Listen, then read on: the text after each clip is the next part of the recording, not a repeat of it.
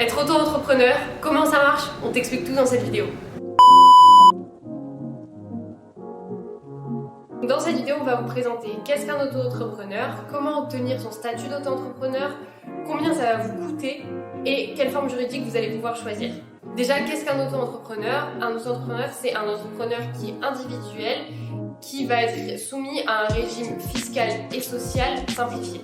Pour obtenir le statut d'auto-entrepreneur, il faut que vous ayez le bac ou un diplôme équivalent, que vous soyez inscrit dans des études supérieures ou que vous soyez déjà diplômé. Et ce statut vous permet d'être accompagné pendant 1 an ou plus dans votre création d'entreprise. Du coup, pour bénéficier de ces aides, le futur entrepreneur il doit s'inscrire au réseau Pépite et à partir de ça, vous aurez du coup le statut d'auto-entrepreneur mais avec plusieurs spécificités. Combien ça vous coûte d'être auto-entrepreneur? Déjà, ça dépend si vous êtes relié ou non au foyer fiscal de vos parents. Ça va dépendre aussi des aides que vous allez avoir. Pour ça, je vous renvoie sur la vidéo étudiant freelance, aide ou avantage. Comme ça, vous aurez beaucoup plus de détails sur les aides que vous pouvez avoir en tant qu'étudiant freelance. En général, l'immatriculation de votre entreprise, elle est gratuite, sauf pour les agents commerciaux. Si vous êtes artisan ou que vous exercez une profession libérale, votre immatriculation au RNE, elle est gratuite. Si vous êtes commerçant, l'inscription au RCS et au RNE est également gratuite. En revanche, si vous êtes agent commercial, vous avez l'inscription au RNE qui est gratuite.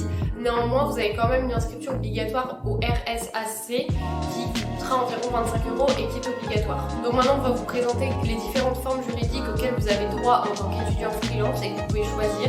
Donc au niveau de la forme juridique, vous avez 3 solutions possibles en tant qu'étudiant freelance. Donc, vous avez la possibilité de devenir freelance en auto-entreprise ou en entrepreneur individuel. Dans ce cas-là, vous bénéficierez du régime fiscal simplifié. Si vous voulez devenir freelance en créant une société unipersonnelle, c'est-à-dire en SASU ou en EURL, dans ce cas-là, vous allez bénéficier de la forme normale ou dans la forme simplifiée. Pour plus de détails, je vous renvoie à ma vidéo sur le SASU et le EURL où on vous explique tout dedans. Dans un premier temps, vous allez pouvoir intégrer une société de portage salarial, c'est-à-dire que vous êtes entrepreneur indépendant, vous faites embaucher, donc vous avez un employeur qui vous confie des missions auxquelles vous devez répondre. J'espère en tout cas que ces petites explications sur comment devenir auto-entrepreneur vous ont plu. Si jamais vous avez d'autres questions ou que vous voulez plus de détails, n'hésitez pas à nous dire dans les commentaires. Salut!